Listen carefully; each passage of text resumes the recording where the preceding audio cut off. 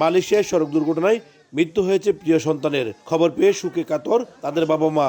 জানতে পেরে ছুটে এসেছেন স্বজন ও এলাকাবাসী। মাতম চলছে তিনটি পরিবারে। এই চিত্র ঈদের দিন ব্রাহ্মণবাড়িয়া বিজয়নগরের একতারপুর গ্রামে। স্থানীয়রা জানান, ধার দেনা করে দুই সন্তান মোহাম্মদ আবদুল্লাহ ও হাফেজ আরিফুল ইসলাম সোহেলকে মালয়েশিয়া পাঠিয়েছিলেন বাবা করিম সর্দার। আশা ছিল ছেলের আয়ে স্বাবলম্বী হবে পরিবার। একসঙ্গে দুই ছেলের মৃত্যুর খবরে দিশেহারা স্বজনেরা। কেনা জানা করে গেছি আমি, পাঠাইছি তো, কিন্তু আমার আর কোনো সুযোগ নাই। অনেক টাকা পয়সা ঋণ ফিন আছে।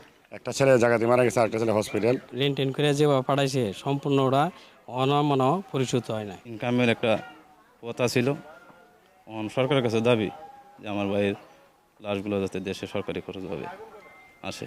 একই অবস্থা সড়ক দুর্ঘটনায় প্রাণ হারানো মোহাম্মদ সোহেল ও মোহাম্মদ আশকুর আলীর পরিবারে। স্বজনদের দাবি সরকারি খরচে ফিরিয়ে আনা হোক প্রিয়জনদের মরদেহ।